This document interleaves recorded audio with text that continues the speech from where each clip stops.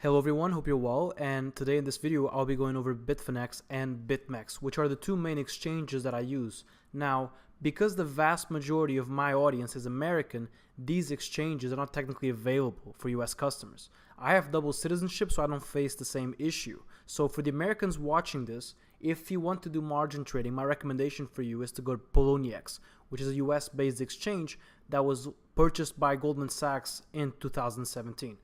Now, having said that, let's proceed to the video. In today's video, we'll be talking about exchanges and seeing everything we mentioned in the past video in action. So I'll be showing you how to place limit orders, margin orders, leverage, and we'll end up with an important topic, which is how to read the order book, okay? So what we see here is the homepage of my #1 main exchange, Bitfinex. Link is in the description. This is one of the most reputable exchanges for margin trading. It is often thought that it is where the most experienced traders trade in. The reason this is so is because you need to have $10,000 worth of any type of asset to deposit here for them to activate your account. This is a mere screen of their users because you can simply take everything out the moment it gets deposited on Bitfinex and your account is perfectly fine and ready to go. So I'll say this again, you do need to deposit $10,000 into this exchange in monetary value worth of any asset. It could be Bitcoin, Litecoin, US dollars, as long as it is equivalent to 10,000 US dollars. Once you have successfully deposited that money, Bitfinex will activate your account automatically and you can withdraw your funds. The reason they do this is because their target audience are high capital experienced traders. This allows them to have a considerably smaller user base, which in turn will lead to shorter wait times for any sort of support inquiries, as well as a way faster website. This change is recent. It was made in 2018. So if you made an account with Bitfinex in 2017, you should be able to log in with that account and is active and ready to go. I know you may be thinking, this is not what you're looking for. I don't want to spend that type of money right now. I don't want to just send it there. However, I personally am quite happy with this update because I have been trading on Bitfinex for years and the website has never loaded this quick as it does today, and the support team answers relatively quickly now, which it did not before at all. Having said that, feel free to register your account using the link below. If you do not wish to use Bitfinex, that is fine. I will show Bitmex later, which has none of these requirements, alright? Having said that, let's take a look inside Bitfinex. Alright guys, so this is the inside of Bitfinex. Don't be alarmed at all the indicators I have here. I'll be going over all of them in great detail in a future video. Now, this exchange can be subdivided into trading and into funding. And like we went over the last video, this is the part where you can lend funds to Bitfinex for a certain period of time, and they will in turn give you interest for each day that you've lent that money for. Now over here in trading, you can then have this subdivided into exchange and margin. Exchange is just regular buy and sell orders. So if you buy a coin on the exchange part, the coin will be here in your wallet and it's yours. Then you have there the margin order, which we went over in the previous video, where you can place longs and shorts. And over here in exchange, you can place any type of limit order, market order, stop order, and the same can be set for the margin section. You can also place limit, market, stop, etc. Now, there's also a lot of these small things here, but as you can see, Bitfinex has in place a description for each point, so I won't go over them. Now, once you place a margin order and your order hasn't been filled yet, your order will be sitting here on orders. Once it has been filled, it will go here to order history and it will be sitting here on positions. Now, I won't be showing you my balances or my summary or my open position for security and privacy reasons, although you can see here my open position is for 150 OMG. It's a small short position that I took back in January, so this has been here for over 8 months. I want to spend most of my time here because this is what's important. This here is the order book, and over here on the green side you have what we call the bids, and over here on the red side you have what we call the asks. So the bids are the orders placed to buy Bitcoin and the asks are the orders placed to sell Bitcoin. So what this is telling us is that these are the orders placed to buy Bitcoin at these levels here, and these are the orders placed to sell Bitcoin at these levels here. And then you can increase or decrease precision. So right now you see this is moving in increments of 100, but if you increase precision, it's going to be moving in increments of 10. And then if you increase precision again, it'll be moving in $1, $1, $1, and you can even increase this further to go through decimal points. Now I'm going to keep this a bit less precise, so let's go a bit higher so I can go over what each column means. So this over here, count, means the amount of orders placed. So over here, 134, that means there's 134 orders placed to buy Bitcoin at 6,700. Over here, the amount is the total amount of Bitcoin that those orders amount to. So again, here you have 134 orders to buy Bitcoin at 6,700, and those 134 orders amount to 262 Bitcoin. Okay, and then over here you have the total. This value is all of these numbers here combined. So if you go over here to say this 448, 442, this number is all of these combined. Okay, so the further you go, the higher this number will be. And over here, the right side is just the exact same thing, just in a different direction. You still have count, amount, and total. And over here, you have the orders that were executed, because these here, nothing here is telling you that these orders will be executed. These are orders placed, and there's a big difference because these can be lifted at any point. And this here, this happened. This is not disputable. Over here, you see someone bought 1.2 Bitcoin at 6910. This really happened. But over here, these are orders placed, and there's a huge, huge difference. Which leads me to the last point that I want to go over before we proceed to Bitmex. I want to talk about buy and sell walls and spoofing, because this is something you need to know, because this is very prevalent in the cryptocurrency market, specifically in the altcoin market. Now, although this is more prevalent in the altcoin market, I'm going to go over it in the Bitcoin sector here because it's so easy to see. So I'm going to guide you step by step what these guys do to manipulate the market in their direction. Okay, so let's assume that they have an entry price of Bitcoin at 68.30, for example, and say that they want to sell somewhere here at the 7100. What they'll do is they'll place a massive buy wall at 67.30. I'm talking multiple 4-digit buy walls, so it'll be in the millions. What this will then cause is that it will cause retail and amateur investors and traders to FOMO into this, because they'll see this buy wall and they'll think, okay, there's someone putting in $10-20 million buying Bitcoin at 67.30. There's no way that price will go below this. So then they'll FOMO and they'll buy and they'll push the price well beyond 7100, which was the target that the whales were doing. But as retail investors and amateur traders were FOMOing in and pushing the price higher and higher, they were actually buying from the same person that had a buy wall here. As we just said, he had the buy entry at 68.30. So as price was going up, he was unloading on all the amateurs. And once he get to the level that they wanted to be at, they will then place a sell wall here at the 7150 for the same amount, say multiple 4-digit Bitcoin. All the investors will see that and will panic sell their Bitcoin and drive the price lower. And you're probably already guessing where I'm going with this. The price will be driven lower and lower onto their buy wall. Okay, so then it will keep reaccumulating on their buy wall, and once they have accumulated enough, that sell wall that was here, like we just said, they will take it out. They will lift that sell wall, causing the price to skyrocket. And they'll do this over and over again to essentially print money. So take everything that you see in the order book with a grain of salt. For example, as you see here, you now have a sell wall at $7,000. At $7,000, there's 452 Bitcoin ready to be executed. But this number, by the time you get to 6990, it could very well be taken out. So having said that, let's take a look at Bitmex. Alright, so here's the homepage on Bitmex. The link is in the description. Bitmex is getting very popular because it's so easy to deposit money and to use an insane amount of leverage, like we went over the last video. You can use up to 100x leverage here, which attracts a lot of beginner traders and beginner investors. So it's gained a lot of popularity, that's without a doubt. Moreover, Bitmex does not actually trade physical Bitcoin, okay? They trade contracts of Bitcoin. That's why their chart reads XBT to USD pairing and not BTC to USD pairing. So as you can see, I'm logged in as CryptoSaints with a Z at gmail.com. I just made this email for the purpose of this video. So this is a brand new account. Over here, much like Bitfinex, they have the place order, which will be subdivided into market and limit. However, bear in mind that in Bitmex, your limit order is positions. So they're all margin orders. That's why they have here sell short and buy/long. So we're going to do a mock trade here at 200 contracts to sell short at 6261. So when you hit sell short button, it will prompt you to do leverage. So as I said, you can go up to 100x leverage, and here you will see the consequences of doing so. So if you have no leverage, your order value is 0.03.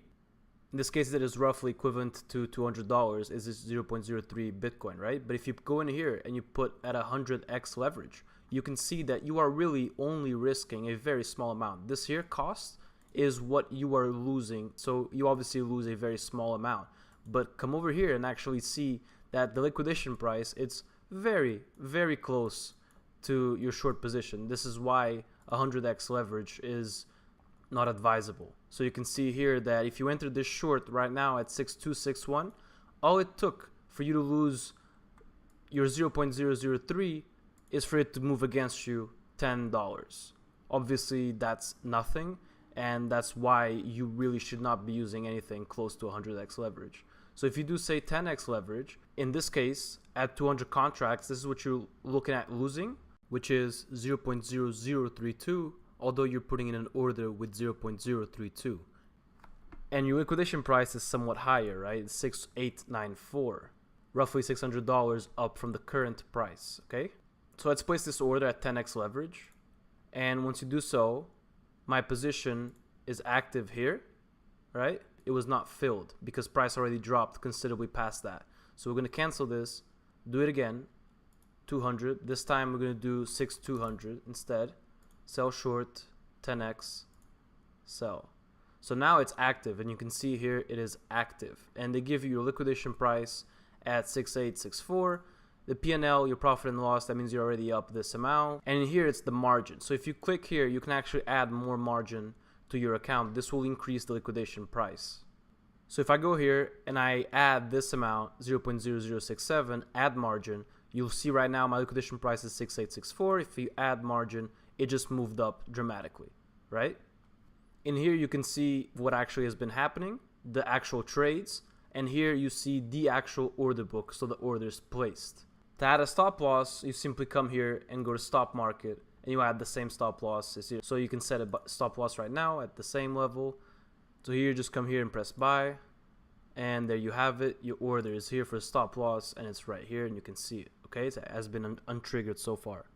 They have a little chart here which you can zoom in or zoom out. You can expand, and it's just a regular trading view chart.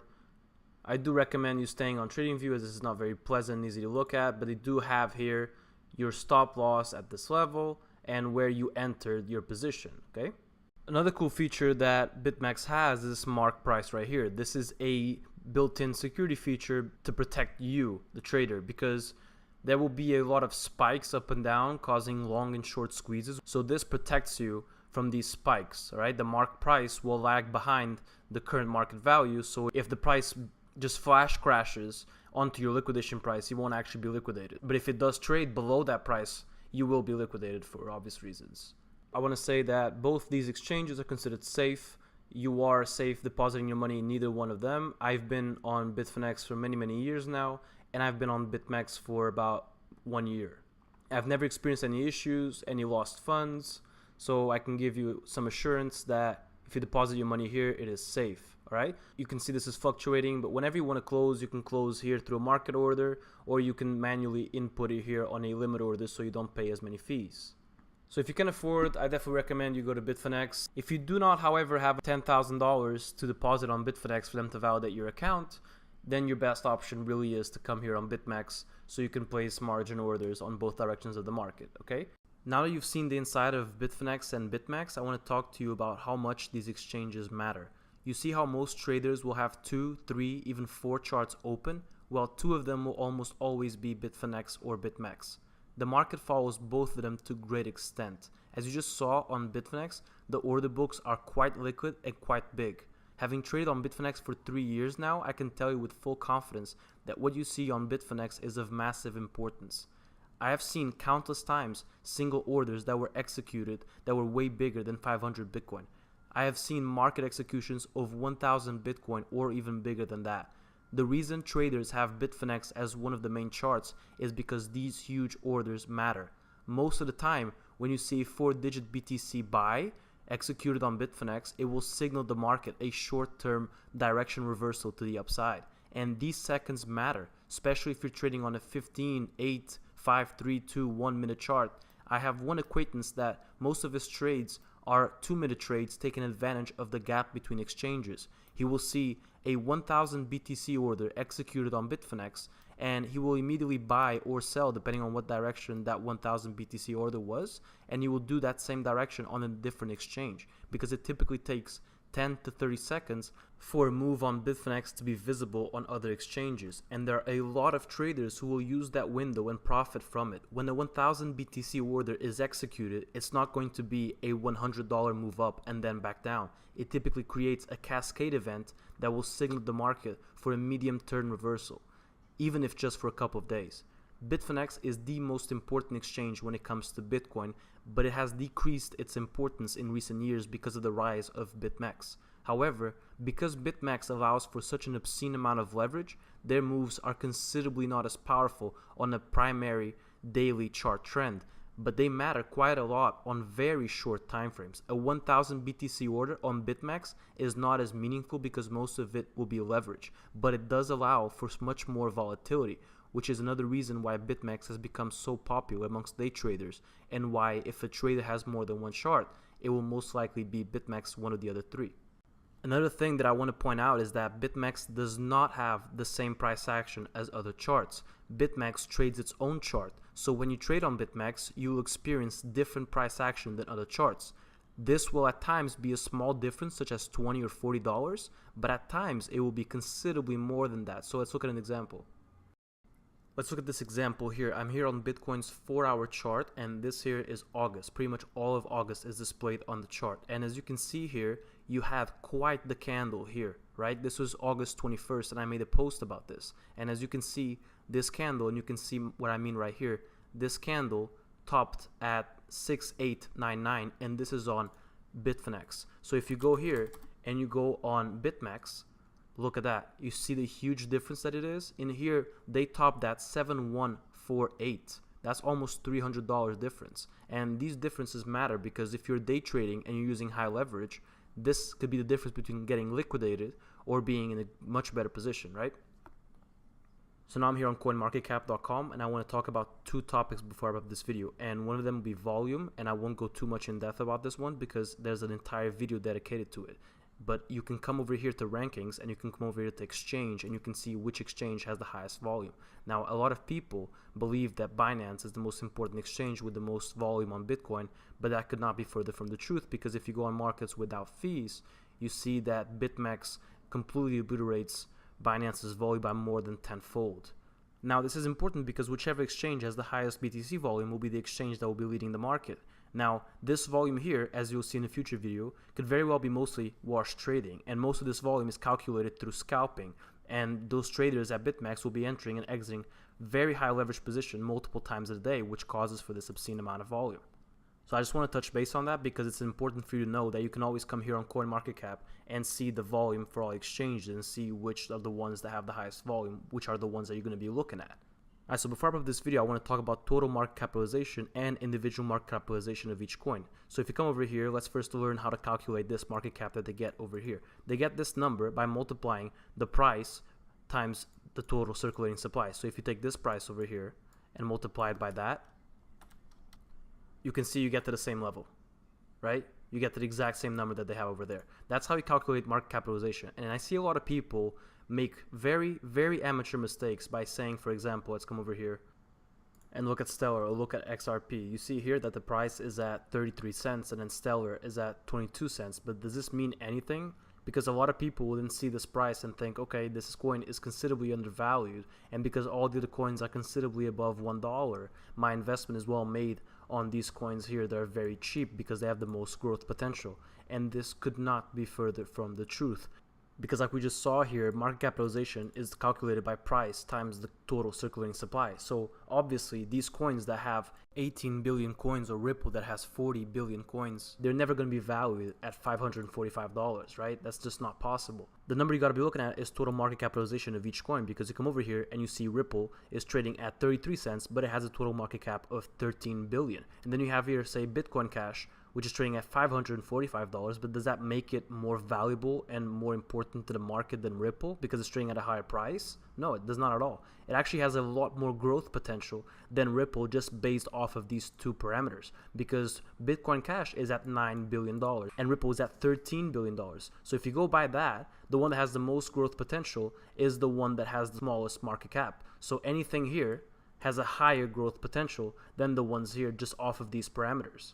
But then you have the new investors that see Tron at 2 cents, and then you see all the other coins at 100, 200, even thousands of dollars, and they think, okay, I'm gonna go all in on this coin because it has the highest growth potential, and that is so wrong. Now, as most of you know, I'm not an investor. I don't hold any coins. I'm just a trader. I just thought this was something you should know. So the last thing I want to talk about is this BTC dominance value here and the total market capitalization over here. A lot of people were shocked at how I was so sure that the previous pump we had in July was not going to last, and I will show you, based on the technicals, the reasons why I was so confident entering that short. But I will show you here another reason which added confluence to my trade. Bitcoin was indeed increasing in price. However, total market capitalization was not, and BTC dominance was indeed increasing.